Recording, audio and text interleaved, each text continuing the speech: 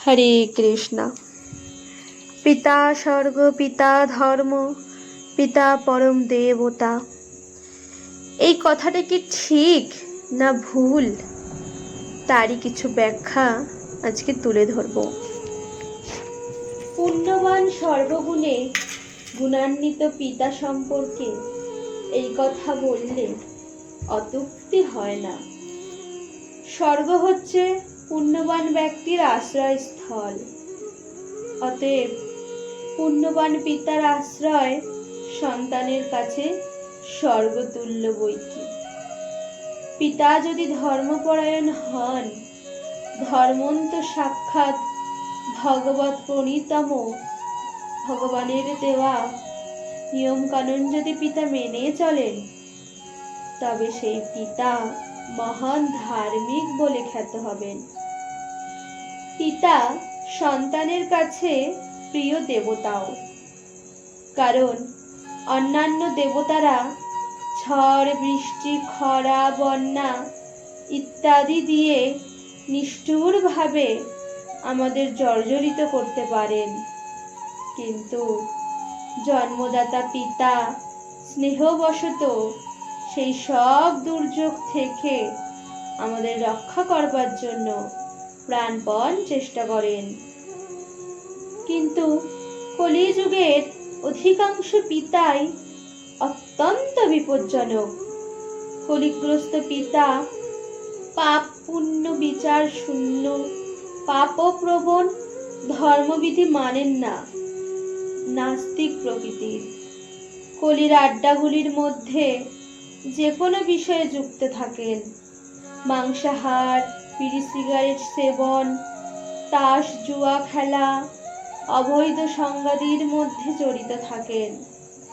তারা কলিকালের যুগ ধর্ম হরিনাম কীর্তন করেন না, অর্থাৎ তারা স্বর্গতুল্য নয়, নরক তুল্য। তারা ধর্মপরায়ণ নয়, অধার্মিক।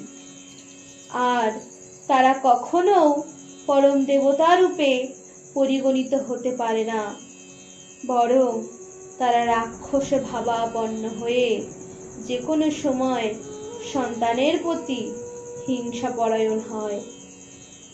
যেমন সন্তান মাতৃজঠরে অসহায় অবস্থায় অবস্থানকালীন কলিযুগের পিতামাতা সন্তানকে তথাকথিত শাস্ত্রকেন্দ্রে নিয়ে ঘাতককে নির্দেশ দেয় মেরে ফেলতে।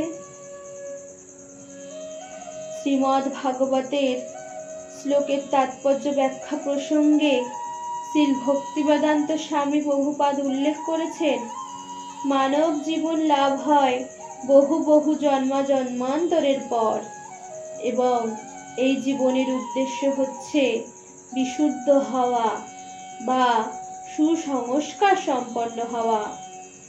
পূর্বে পিতা তার পুত্রের জন্য তাকে সর্বতোভাবে সাহায্য করতে আগ্রহী থাকতেন, কিন্তু বর্তমান সময়ে মানুষেরা বিপদগামী হওয়ার ফলে সন্তান সন্ততির পালন পোষণ করার দায়িত্ব এড়াবার জন্য তাদের হত্যা পর্যন্ত করতে প্রস্তুত।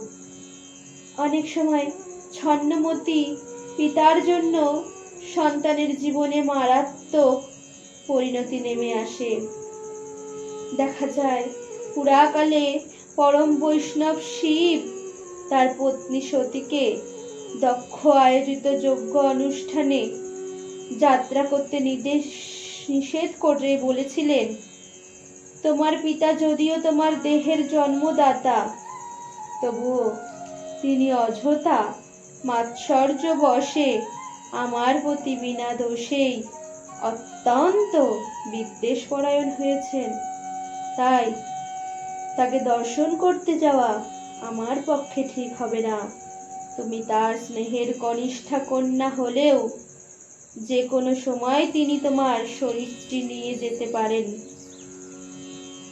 আমার এই উপদেশ সত্ত্বেও যদি তুমি আমার কথা উপেক্ষা করে তোমার পিতার গৃহে যাও, তবে সত্যি তোমার ভবিষ্যৎ ভালো হবে না। দ্বাদশ মহাজনের অন্যতম শ্রী প্রহ্লাদ মহারাজ ভগবান শ্রীহরির পাদপদ্মে মনোপ্রাণ সমর্পণ করেছিলেন। তার নাস্তিক পিতা হিরণ্যকশিপু সর্বতোভাবে চেষ্টা করেছিলেন যাতে প্রহ্লাদ হরিবিমুখ হয়ে পিতার কথা মতো পিতার আনুগত্যে জীবন যাপন করেন। কিন্তু শিশুপুত্র প্রহ্লাদ সেই মহাক্ষমতাশালী পিতার নির্দেশ স্বীকার করেননি। তিনি তার শ্রী গুরুদেব নারদ মুনি এবং ভগবান শ্রীহরি ছাড়া অন্য কারো চিন্তা করতেই পারেননি। হরিকথা কীর্তন, হরিকথা স্মরণ, হরিকথা প্রচার করাই ছিল তার কাজ। তাই অসুর পিতার নির্দেশ লঙ্ঘন করার জন্য প্রহ্লাদকে মেরে ফেলবার প্রচন্ড চেষ্টা চলছিল। কিন্তু শ্রীহরি তাকে সর্বতোভাবে রক্ষা করেছিলেন। আদর্শ পিতা শ্রী ঋষভদেব তার 100 পুত্রকে শিক্ষা দিচ্ছেন।